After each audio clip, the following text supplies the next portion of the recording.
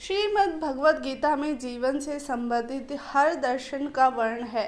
धर्म, संस्कार और मानवता से जुड़े हर सवाल का जवाब इस ग्रंथ में उपलब्ध है। शायद यही वजह है कि श्रीमद् भगवद गीता को भगवान का गीत भी कहा जाता है। श्रीमद् भगवद गीता में संसार की आखिरी युग कलयुग के बारे में काफ़ी बातें कही गई। ये बातें आज के युग में चरितार्थ होती है, सिद्ध हो रही है। श्री कृष्ण ने कहा था कि इस युग में धर्म सत्य है, सही गुणता, दया भाव को मृत शरीर की ताकत और याददाश्त पर सब कुछ झड़ता जाएगा जो अब सच होता प्रतीत हो रहा है। इसके अलावा इस युग में इंसान की ताकत, उसकी संसद कुछ पैसे ही माना जाएगा, ऐसा भी श्री कृष्ण भविष्यवाणी करी थी। साथ ही श्री कृष्ण का ये भी कहना था कि इस युग में सिर्फ बाहरी आकर्षण ही लगाव और प्यार का आधार रह जाएगा। इस स्त्री और पुरुष सिर्फ आकर्षण के आधार पर ही एक दूसरे के साथ रहने के लिए तैयार हो जाएंगे। आदि और पवित्रता अधिकांश लोगों के अंदर मौजूद नहीं रह जाएंगे। किसी व्यक्ति के विचारों के आधार पर नहीं, बल्कि सिर्फ एक पवित्र धागा पहनने से ही कोई व्यक्ति पंडित माना जाएगा, जो कि इस युग में कई हद तक देखा जा रहा है। तो दोस्तों, अगर आप भी कलयुग में घटित होने वाले इन बातों को जो पहले से ही लिखी गई है सुनना चाहते हैं तो वीडियो के अंत तक ज़रूर बने रहें। साथ ही दोस्तों, अगर आप हमारे चैनल पर नए हैं तो चैनल को ज़रूर सब्सक्राइब करिएगा, क्योंकि इस चैनल से आपको हर एक चीज़ जानकारी आप तक पहुंची जाएगी। तो दोस्तों, चैनल को ज़रूर सब्सक्राइब करें, साथ ही ऐसी जानकारी वाली वीडियो अपने दोस्तों के साथ भी ज़रूर शेयर करें। श्री कृष्ण ने यह भी कहा था कि इस युग में किसी शख्स की प्रतिष्ठा का आधार सिर्फ उसकी कमाई होगी। जो लोग शब्दों से खेलने का हुनर रखते हैं, बातचीत में चाटुकारिता रखेंगे तो इस युग में सफल हो पाएंगे। इस युग के केवल पेट भरना ही जीवन का लक्ष्य जाएगा। इंसान सिर्फ रोजी रोटी कमाने की जद्दोजहद में ही लगा रहेगा। ये बनावट जीवन का आधार बन जाएगा, और जो व्यक्ति बनावटीपन कला बेनिफिट होगा उसे अच्छा समझा जाएगा। तब भी तूफान, गर्मी, बाढ़ और बर्फबारी इस कदर होगी कि यहाँ लोगों की परेशानी की वजह बन जाएगी। मनुष्य की जीवन काल की अवधि भी धीरे धीरे कम होती जाएगी। लोग अपने माता पिता की देखभाल करना, उन्हें सहारा देना छोड़ देंगे। श्री कृष्ण ने कहा था कि इस युग में लोग पैसों के लिए एक दूसरे से लड़ने के लिए, यहाँ तक कि उनके जान लेने के लिए भी तैयार रहेंगे। अपने दोस्त, रिश्तेदार, सबसे ऊपर लोगों के लिए पैसा होगा। असफल लोग भगवान के नाम पर साधु का वेश धारण कर अपनी जीविका चला लेंगे। गाड़ियों का सम्मान सिर्फ तब तक यह आ जाएगा जब तक पोतू देने के योग्य रहेंगी। इसके बाद यहाँ तो उनका त्याग कर दिया जाएगा या उनकी हत्या कर दी जाएगी। लोग अपने फायदे के लिए दूसरों से कठोर वचन बोलने में भी नहीं हिचकिचाएंगे।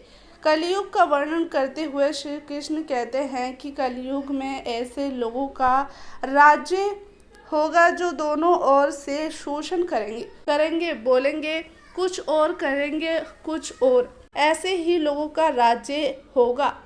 इसी प्रकार कलयुग में ऐसे लोग रहेंगे जो बड़े ज्ञानी और ध्यानी कहलाएंगे। विज्ञान की चर्चा तो करेंगे, लेकिन उनके आचरण राशनिक होंगे। बड़े पंडित और विद्वान कहलाएंगे, किंतु यही देखते रहेंगे कि कौन सा मनुष्य मरे और हमारे नाम से संपत्ति आपद कर जाए। कलयुग का मनुष्य शिशुपाल हो जाएगा। कलयुग में बालों के लिए ममता के कारण इतना करेगा कि उन्हें अपने विकास का अवसर ही नहीं मिलेगा। मोह माया में ही घर पर बात का यहाँ किसी का बेटा घर छोड़कर साधु बनेगा तो हजारों व्यक्ति दर्शन करेंगे, किंतु यदि अपना बेटा सा दो बनता होगा तो रोएंगे कि मेरे बेटे का क्या होगा। इतनी सारी ममता होगी कि उसे मोह माया और परिवार में ही बांध कर रखेंगे और उसका जीवन वहीं खत्म हो जाएगा।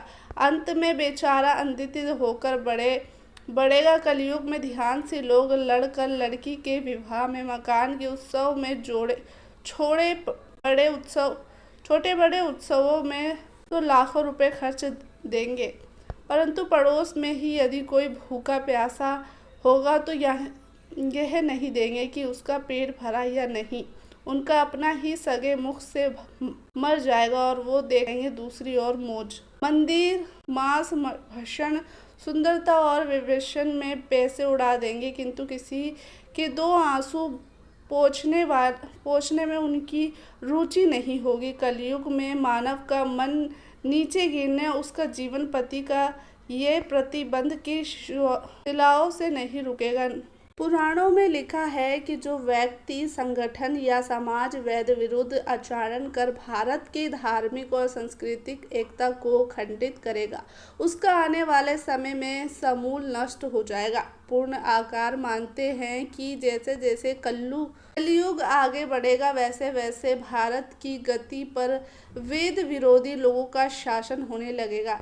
ये ऐसे लोग होंगे जो जनता से झूठ बोलेंगे और अपने पुस्तकों द्वारा एक दूसरे की आलोचना करेंगे, और जिनका कोई धर्म न होगा ये भी सभी वे धर्मी होंगे। ये सभी मिलकर भारत को तोड़ने और अंत भारत को एक अराजक भूमि बनाकर छोड़ देंगे। कलयुग में वो लोग लूट खसोट कर अपनी प्रजा का खून चूसेंगे। भय की वृद्धि हो जाएगी। राजा लोग तो उनका शोषण करेंगे, आपस में वो भी एक दूसरे को पीड़ित करेंगे और अंत में सब के सब नष्ट हो जाएंगे। कलयुग में थोड़े से धन से मनुष्यों में बड़ा घमंड होगा। इस स्त्रियों को अपने केसों पर ही रूपवती का गर्व होगा। कलयुग में स्त्रियां जनहित पति को त्याग देंगी। उस समय धनवान पुरुष ही स्त्रियों का स्वामी होगा जो अधिक देगा। लोगों की तरह फल फूल व पत्ते खाकर और कितने ही आत्मघात कर लेंगे। कलयुग में सदा आकर ही पड़ता रहेगा।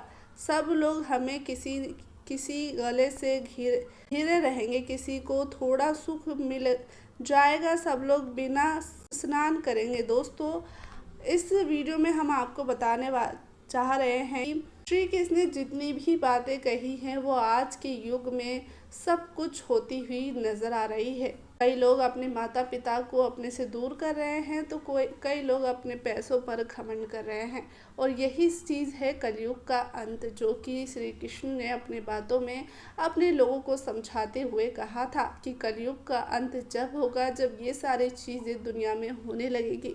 वह दोस्तों, आप इन सब चीज़ों से कितना अग्री करते हैं कमेंट बॉक्स में ज़रूर शेयर करिएगा। साथ ही दोस्तों, आप हमारे चैनल पर नए हैं तो चैनल को ज़रूर सब्सक्राइब करिएगा, और साथ ही ऐसी जानकारी वीडियो जानने के लिए हमारे चैनल को ज़रूर सब्सक्राइब करें और अपने दोस्तों द्वारा इस वीडियो को ज़रूर शेयर करें। धन्यवाद।